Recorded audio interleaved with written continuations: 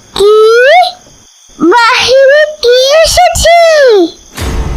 আমি তোমাদের মা ছানারা, দরজাটা খোলো। আমি বিশ্বাস করি না, তুমি আমাদের মা নও, তুমি সেই মুরগি ভূত।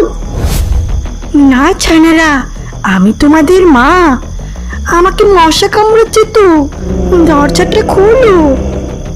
দরজাটা খোলার সাথে সাথে চম্পা যা দেখলো তা আসলে বিশ্বাস করার মতো নয়। চম্পা দেখলো একটি মুরগি ভূত, যার চোখে আগুন জ্বলছিল। আর সাথে সাথে মুরগি ভূতটা চম্পাকে তাড়া করতে লাগলো। তারা তারা বলছি, আজকে তোর রক্ত চষে খাবো। তারা বলছি। এই জঙ্গল যেমন সুন্দর ঠিক তেমনই শান্ত। জঙ্গলের সব পশু পাখিরা একসাথে মিলেমিশে থাকে। সেই জঙ্গলের ছোট একটি গুহায় বাস করত রূপালী নামের একটি মিষ্টি হাঁস। একদিন রূপালী ঘুম থেকে উঠে দেখে, আরে আরে, এ কি? আমি যে সুন্দর একটা ডিম পেড়েছি। কাল রাতে এমন ঘুম দিয়েছি যে বুঝতেই পারিনি আমি কখন ডিমটা পারলাম। যাই, বাহির থেকে ঘুরে আসি, খুব খিদে পেয়েছে।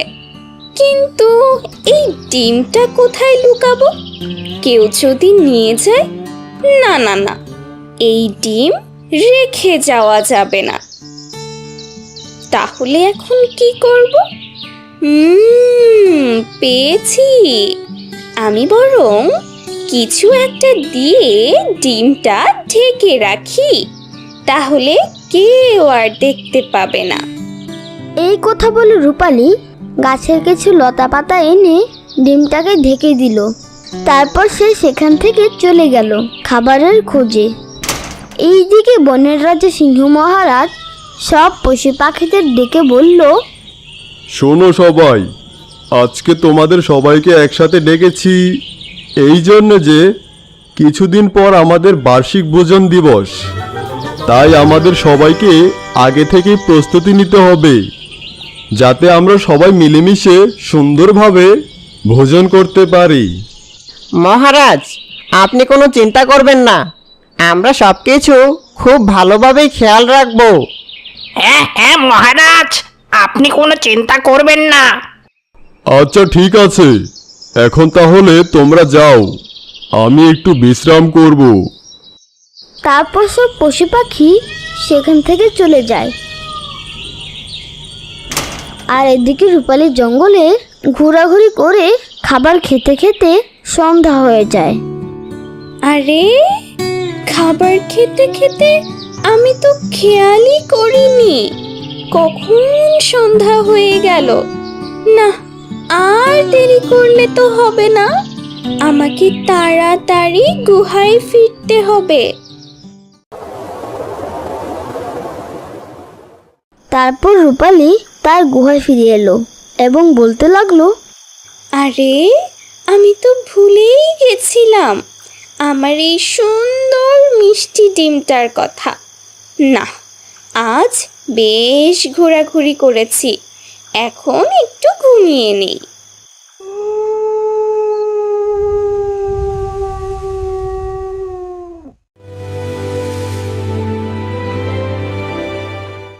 সকালে রূপালী ঘুম থেকে উঠে দেখে সে আরো একটা ডিম পেরেছে।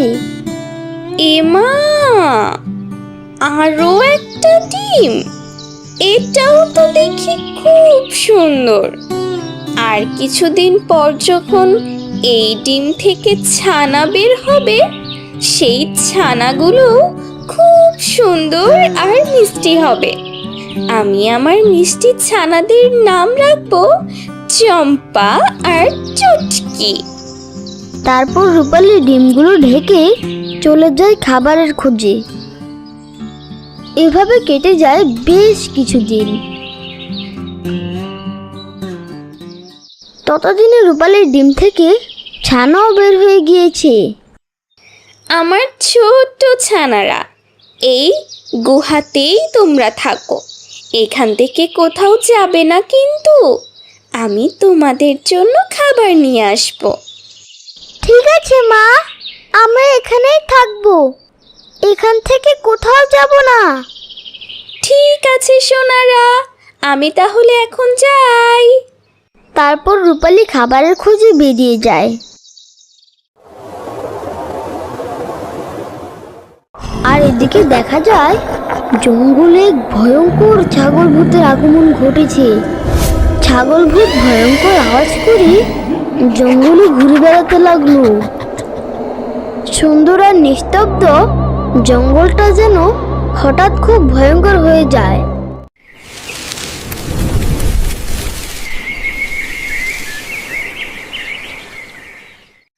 শোনো চিল, মহারাজ বলেছেন এবারের ভোজে যেন কোনো সমস্যা না হয়, তাই তুমি ভালোভাবে লক্ষ্য রাখবে যাতে কেউ এই জঙ্গলে প্রবেশ না করে। ঠিক আছে শিয়াল পণ্ডিত, আমি আকাশ থেকে খুব ভালোভাবে লক্ষ্য রাখবো। শিয়াল আর চিল কথা বলছিল, ঠিক তখনই সেখানে চলে আসে ছাগল ভূত। ছাগল ভূতটা খুব জোরে জোরে আওয়াজ করতে লাগলো। ওরে বাপরে, এটা কি? এ তো দেখি ছাগল ভূত। এই ছাগল ভূত কোথা থেকে আসলো? আর শিয়াল মশাই, এখনই আমাদের পালাতে হবে, তা না হলে ছাগলভূত আমাদের খেয়ে ফেলবে। পালান। চিলের কথা শুনে শিয়াল যেই পালাতে যাবে, ওই সময় ছাগল ভূতটা শিয়ালের উপর ঝাঁপিয়ে পড়ে আর চিল সেখান থেকে উড়ে পালিয়ে যেতে শুরু করে। এখন থেকে এই জঙ্গলে আমার রাজত্ব চলবে। পুরো জঙ্গলে আমি রাজ করব, আমায় কেউ আটকাতে পারবে না। চিলকে এভাবে যেতে দেখে রূপালী বলল, আরে চিল ভাই, ও চিল ভাই, এভাবে তাড়াহুড়ো করে কোথায় যাচ্ছো? আর বলো না রূপালী, জঙ্গলে এক ভয়ঙ্কর ছাগলভূত এসেছে। সে পুরো জঙ্গলে তাণ্ডব চালাচ্ছে, আমাদের পণ্ডিতকেও খেয়ে নিয়েছে। এ কি বলছো চিল ভাই? ছাগল ভূত? তাহলে এখন কি হবে?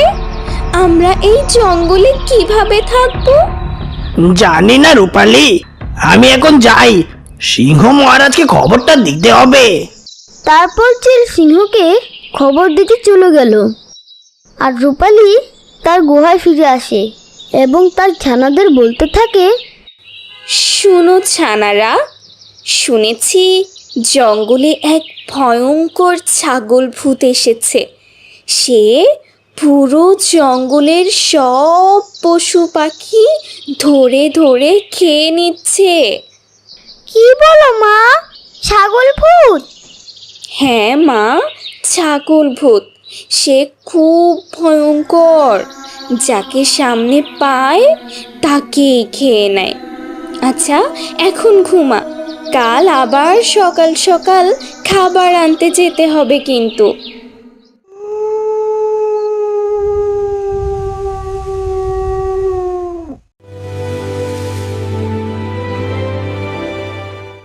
রূপালী সকালে ঘুম থেকে উঠে তার ছানাদের বলল, ছানারা, আমি খাবার আনতে যাচ্ছি, তোরা গুহার বাহিরে বের হবি না, ঠিক আছে? মা, তুমি বাহিরে গেলে ছাগল ভূতটা যদি তোমায় ধরে নেয়? তুমি যেও না মা, আমাদের খুব ভয় করছে। আরে পাগলি মেয়ে, ভয় কিসের? ওই ভূতটা আমায় ধরতে পারবে না। আর বাহিরে না গেলে আমরা খাবো কি? আমরা যে না খেয়ে মারা যাব। তাই বলছি, তোরা বাহিরে বের হবি না, আমি খুব তাড়াতাড়ি খাবার নিয়ে ফিরে আসব। তারপর রূপালী খাবারের খোঁজে বেরিয়ে পড়ে। আর এদিকে ছাগল ভূতটা ভয়ঙ্কর আওয়াজ করতে করতে পুরো জঙ্গলে ঘুরতে থাকে।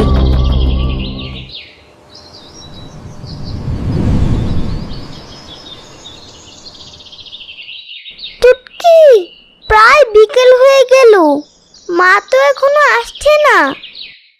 আপু, আমার খুব ভয় হচ্ছে, মায়ের কিছু হয়নি তো? না চুটকি, এমন কথা বলিস না, মায়ের কিচ্ছু হবে না। আমি বরং বাইরে গিয়ে দেখি মা কোথায় আছে। তুই এখানেই থাক, কোথাও যাস না। না আপু, আমার খুব ভয় করছে, তুমি আমার রেখে কোথাও যেও না। ভয়ের কি আছে, আমি এখনই যাব আর আসবো। তারপর চম্পা গুহা থেকে বের হয়ে জঙ্গলে ঘুরতে থাকে, আর এদিকে রূপালীও তার গুহায় ফিরে আসে এবং চম্পাকে দেখতে না পেয়ে বলে, এ কি রে চুটকি, চম্পা কোথায়? তাকে দেখছি না কেন? মা, তুমি চলে এসেছো? আপু তো তোমাকে খুঁজতে জঙ্গলে বের হয়েছে। এ কি বলছিস? জঙ্গলে বের হয়েছে? এই ভয়ঙ্কর জঙ্গলে? না জানি সে কোথায় আছে। চল আমার সাথে, আমাদের ওকে খুঁজতে হবে। তারপর রূপালী তার ছোট ছানাকে নিয়ে জঙ্গলে বেরিয়ে পড়ে, আর এদিকে চম্পা তার মাকে খুঁজতে খুঁজতে জঙ্গলের গভীরে চলে আসে। আর হঠাৎ তার সামনে সেই ছাগল ভূতটা চলে আসে। আরে বাহ, এ তো দেখি হাঁসের ছানা। কতদিন হাঁসের মাংস খাই না, আজ তোকে আমি চিবিয়ে চিবিয়ে খাবো। হা হা হা হা হা। না, তুমি আমাকে খেও না, আমি আমার মায়ের কাছে যাব। আমাকে ছেড়ে দাও, ছেড়ে দাও বলছি। কি ছেড়ে দেব? আমি হচ্ছি ছাগল ভূত। আমার হাত থেকে আজ পর্যন্ত কেউ বাঁচেনি, তুইও বাঁচবি না। আমি তোর মাংস চিবিয়ে চিবিয়ে খাবো। হা হা হা হা হা। তারপর ছাগল ভূতটা হাঁসের ছানার উপর ঝাঁপিয়ে পড়ে, আর দূর থেকে বসে সে কাহিনী দেখছিল চিল। তারপর চিল সেখান থেকে উড়ে চলে যায়। আর এদিকে রূপালী জঙ্গলে তার ছানাকে এদিক ওদিক খুঁজতে লাগলো। চিলকে উড়ে যেতে দেখে রূপালী বলল, ও চিল ভাই, একটু শুনবে? আমার বড় ছানাটাকে খুঁজে পাচ্ছি না। তুমি কি আমার ছানাটাকে দেখেছো? চিল রূপালীর কথা শুনে রূপালীর কাছে আসে আর বলতে লাগে, আরে রূপালী বোন, তুমি তোমার ছানাকে খুঁজে পাচ্ছ না? আমি তো এইমাত্র দেখে আসলাম, সেই ছাগল ভূতটা একটা হাঁসের ছানাকে কে ফেলেছে। মনে হয় এটা তোমারই ছানা। না, এটা হতে পারে না। আমার ছানাকে ওই ছাগল ভূতটা খেয়ে ফেলেছে। এখন আমি কি করব? কান্না করো না রূপালী বোন, আমরা ওই ছাগল ভূতের কিছুই করতে পারবো না। তুমি বরং আমার সাথে চলো, আমরা সিংহ মহারাজকে বিষয়টা জানাই। তারপর রূপালী আর চিল সিংহের কাছে আসে আর তাদের সাথে ঘটে যাওয়া সব বলে। সিংহ এসব শুনে বলল, সবই তো শুনলাম, এবার দেখি কিছু একটা করতে হবে। বেটা ছাগল ভূত খুব বার বেড়েছে। কিন্তু রাজামশাই, আমরা কিভাবে ওই ছাগল ভূতকে চায়স্তা করব? তাই তো ভাবছি। আচ্ছা চিল, তুমি বরং একটা কাজ করো। ঠিক আছে রাজামশাই, আমাকে কি করতে হবে বলুন। ওই পাশের জঙ্গলে আমার এক পরিচিত ডাকুতান্ত্রিক আছে, তুমি গিয়ে তাকে নিয়ে আসো, তারপর সে কিছু একটা ব্যবস্থা করবে। ঠিক আছে রাজামশাই, আমি এক্ষুনি যাচ্ছি। আমি গিয়ে তান্ত্রিক মশাইকে নিয়ে আসি। তারপর চিল ডাকুতান্ত্রিককে ডাকতে চলে গেল, আর রূপালী সিংহের গুহার কাছে অপেক্ষা করতে লাগলো।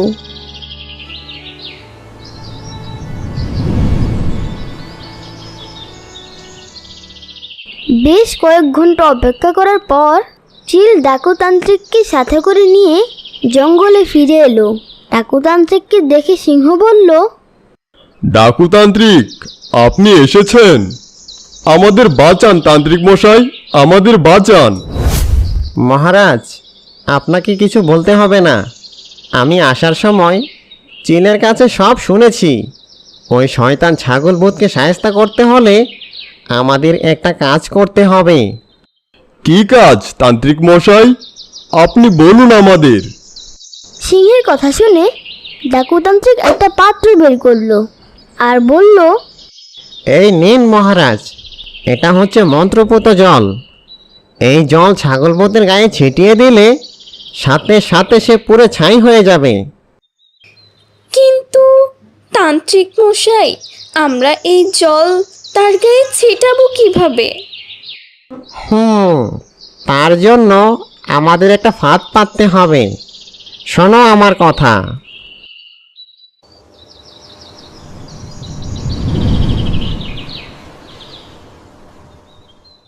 ডাকুতান্ত্রিকের কথা মতো চিল একটা গাছের উপর মন্ত্রপুত জল নিয়ে বসে রইল আর রূপালী ছাগল ভূতকে কাছে আনার জন্য ডাকতে শুরু করলো।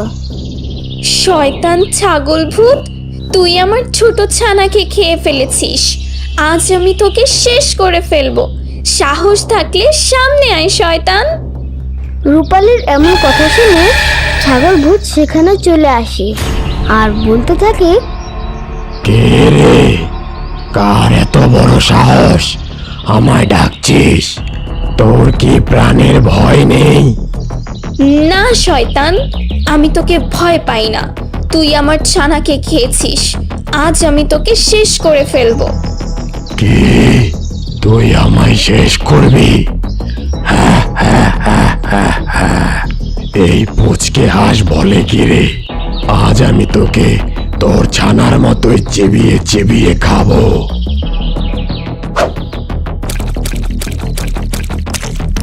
বাঁচাও, বাঁচাও! জ্বলে গেল, জ্বলে গেল, আমার আমার পুরো শরীর জ্বলে গেল। সাব্বাস, তোমরা পেরেছো। এই শয়তান ছাগল ভূতকে ধ্বংস করতে পেরেছো। তান্ত্রিক মশাই, আগামীকাল আমাদের এখানে বড় ভোজের আয়োজন আছে, আপনি অবশ্যই থাকবেন।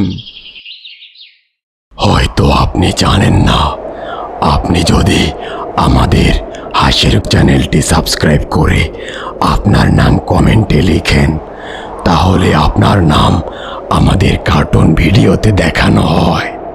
হ্যাঁ হ্যাঁ সবাই জানি, এবার আমাকে বলতে যাও। হ্যালো বন্ধুরা, তোমরা নিশ্চয়ই জানো আমাদের কার্টুন ভিডিওতে তোমাদের নাম দেখানো হয়। আজকের নির্বাচিত নামগুলো হলো আমির হামজা, পূজা, সাইমা, সাইদ, মিমি, সামির, আশা আক্তার তুলি, সাইফা, মরিয়ম, লাবণী। ভিডিওতে আপনার নাম দেখতে চাইলে শুধু নাম লিখলে হবে না, আমাদের হাসির কার্টুন চ্যানেলটি এক্ষুনি সাবস্ক্রাইব করে নিন।